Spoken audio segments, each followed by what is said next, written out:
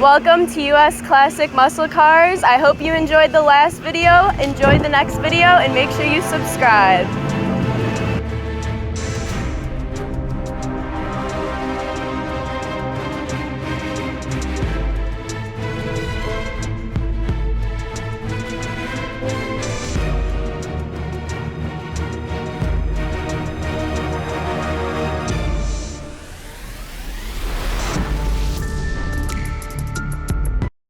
Hi, my name is Jeff Hill. I'm from Mundelein, Illinois. This is my 1967 Pontiac GTO. We've had the car for 35 years. The car was restored 33 years ago. I did the car in my garage. The only thing I didn't do was put the paint on the car. I took the whole car apart, towed it over to a body shop and had them paint it. I hauled the car back home, we put it back together. So the paint on the car is 35 years old. That's nice. That's nice. The interior, the top, everything you see on the car is 33 years old. It's all original sheet metal on the car. It's a numbers matching car. The car... Do you remember those cold nights on the concrete floor? Yeah, a lot of them, till 2 o'clock in the morning. Yeah, wow. It took me about 4.5 months to do the car. From the time I tore it apart and got it back together, it was 4.5 months. And yeah, I was working on it every night until midnight, 2 o'clock in the morning. It was a long time. That's a great black. That black is... It's Centauri enamel. It's just enamel. There's no clear on the paint. It's just the paint. Yeah, oh, is it really? Yeah, just paint. There's no clear. Really?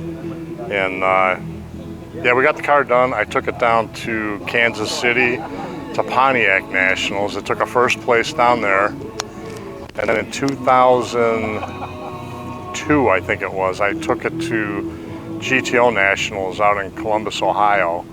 And it took a first place there in the popular boat class. And there was 27 cars in the 67 GTO class, so that was pretty impressive.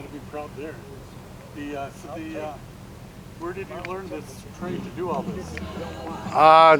Well, my mom and dad had 5 kids, so my dad had to kind of learn how to work on cars to save money. Right. So, you know, I'd help him work on the car, and that's how I kind of learned, was from my dad, and I always liked it. I had a 66 Le Mans when I was in high school, and I couldn't afford a GTO. My dad wouldn't have let me buy one anyway. But when I got all done with school, I ended up flying down to Dallas, Texas to find this one.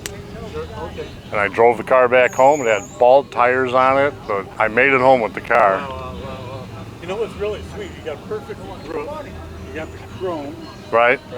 And then you got the chrome again on the bottom. Right. And then on the wheels.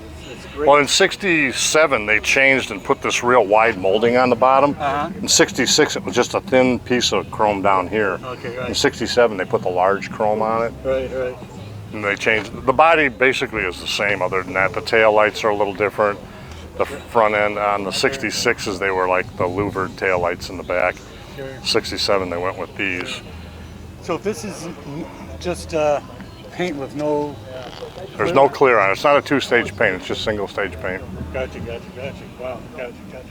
And this car has been on 6 what they call hot rod power tours, put on by Hot Rod Magazine. You've probably heard of it. It's been on 6 of those. So it's been from Madison, Wisconsin to Kissimmee, Florida, and back. It's when I bought the car, it had 57,000 miles on it. It now has 133,000 miles on it. And then you're here with a bunch of friends? Yeah, I'm here with my friend over here. This is Trans Am. That's Greg's Chevelle, 66 Chevelle over there, and that's Ron's 70 Chevelle. That's great. We all cruise down here together up near Mundelein. Cool. All right, so you want to take a look at the engine right now? Absolutely. Let's take a look.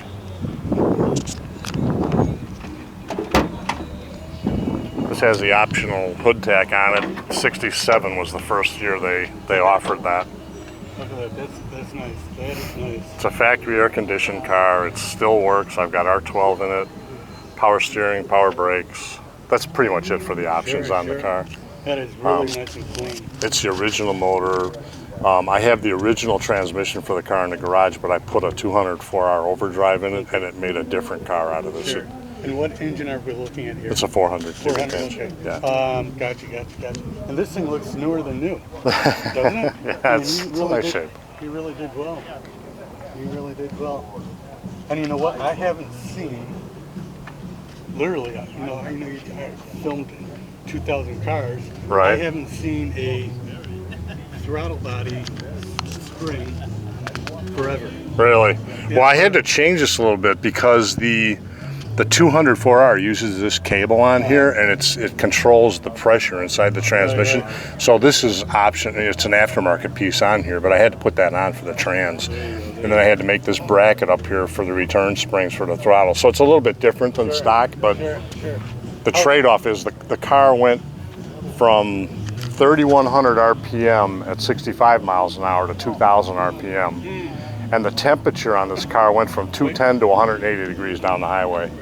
And I drove it to Minnesota for Street Machine Nationals 2 years ago, and it got almost 17 miles to the gallon on the highway, which is ridiculous for this car. I never would have thought. I did the math twice just to make sure it was right. Right, there you go. All right, so it's got the exhaust on it is made by a company called Pypes, P-Y-P-E-S. I went with 2.5-inch exhaust on it with the X pipe in it, and dual chamber exhaust. So it's a little throaty, but I kind of like it that way. It's kind of quiet on the road once you get it going. So we'll start it up here. Cool.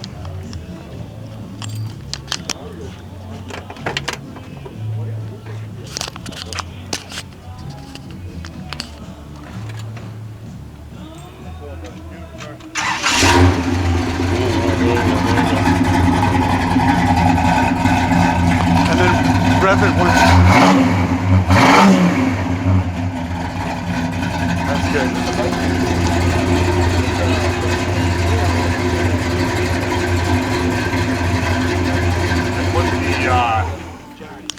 I left the stock radio in it, but I put the aftermarket radio in the dash. Right. And there's a subwoofer in the trunk, so I can enjoy the tunes down the road too. That really sounds like it's got. It runs okay. I mean, it's not the fastest thing on the road, but it runs good. Right, it's got that good bass to it, you know. Right. So that is very, very good. Thanks for watching. Look forward to seeing the video online. Thanks. Thank you for watching this video. I hope you subscribe and watch more videos. Thanks.